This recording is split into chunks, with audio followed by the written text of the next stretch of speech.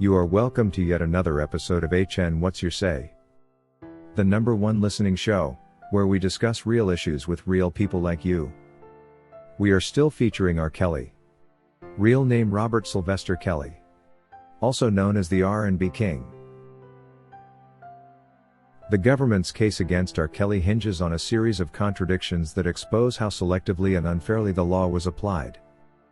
One of the most striking examples is the way the prosecution framed travel involving his girlfriends. Whenever R. Kelly arranged travel for them, the government labeled it trafficking under the Mann Act. Yet in cases where those very same young women were transported by their own parents, sometimes with direct participation from their mothers, that travel was not treated as trafficking at all. This contradiction is most clearly seen in the story of Azriel Clary. The government argued that every time Azriel traveled to see R. Kelly, it was trafficking. The Mann Act, a law passed in 1910, criminalizes the transportation of individuals across state lines for illegal sexual activity. But in Azriel's case, her parents not only knew about her travel but actively facilitated it. Her own mother transported her to meet R. Kelly with full consent. Her family was involved from the very beginning, seeking out opportunities for her music career and pursuing mentorship under him. If the standard applied to R. Kelly was fair, then the same law would logically apply to her parents as well. After all, if transporting Azriel to meet R. Kelly was inherently a crime, then it would not matter who arranged the travel, whether it was R. Kelly or her mother. Yet the parents were never charged, never investigated, and never scrutinized under the same lens. This is a glaring double standard. On one side, when R. Kelly covered travel expenses or had an assistant arrange flights, it was presented in court as evidence of trafficking. On the other side, when Azriel's mother personally drove or accompanied her, the exact same act was excused as parental care. This inconsistency exposes how the law was bent to create a criminal narrative against R. Kelly while shielding those who shared responsibility. The reality is that consent was central in these arrangements. Azriel's parents consented. Her mother at one point transported her directly. R. Kelly himself could not have had access without their participation. If prosecutors believed that travel alone constituted trafficking, then those parents should have faced the same accusations. Their involvement negates the idea that R. Kelly was secretly luring or abducting anyone. It proves that her presence with him was facilitated and permitted by her own family. Yet in the courtroom, only one party was criminalized. This selective framing turns normal circumstances into crimes depending on who is involved. When a parent moves a child, it is called guidance. When R. Kelly's team books a flight, it is called trafficking. When a mother personally consents and drives her daughter, it is overlooked. When R. Kelly provides transportation, it is charged as a federal crime. This is not the impartial application of law. This is the selective use of law to target a single man while others escape responsibility. It is a distortion of justice. We must ask ourselves, why was Azriel's mother not considered guilty under the same statute? Why was parental consent ignored when it contradicted the prosecution's story? And why did the government highlight every travel arrangement by R. Kelly while deliberately omitting the fact that her family was equally, if not more, involved in facilitating her access to him? The answer is clear, because this case was never about fair justice. It was about creating a narrative where R. Kelly was the sole villain, even if that meant ignoring the truth. The Mann Act was misapplied to paint ordinary travel as a federal crime. And the double standard reveals how the law was bent and twisted.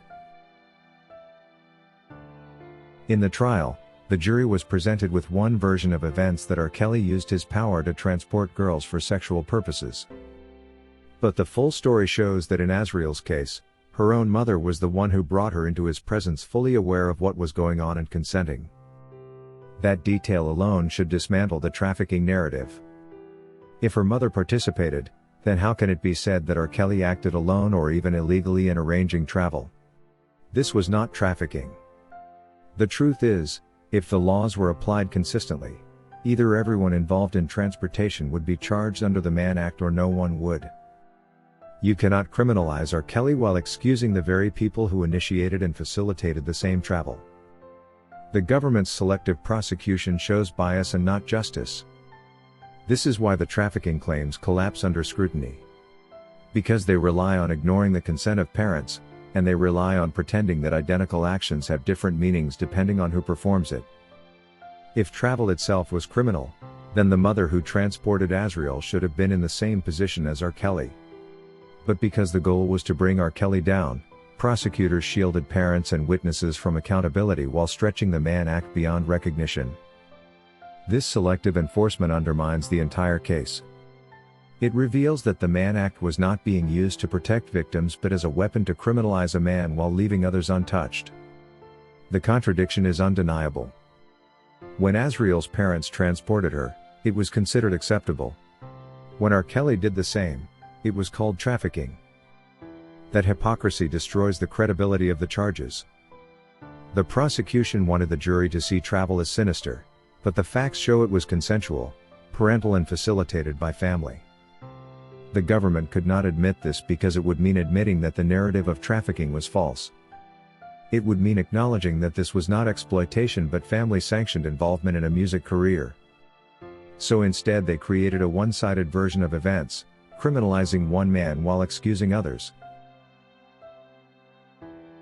The Mann Act was twisted beyond its purpose. It was written to stop forced exploitation, not to punish consensual travel approved by parents.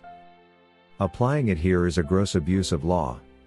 And once you recognize that Azriel's mother herself transported her daughter to R. Kelly, the entire claim of trafficking unravels.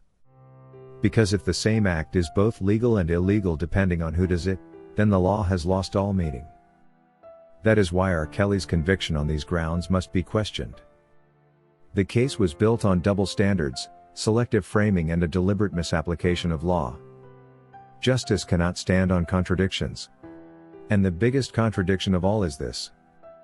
If traveling with R. Kelly was trafficking, then Azriel's mother should be guilty too. But if her mother is not guilty, then neither is R. Kelly.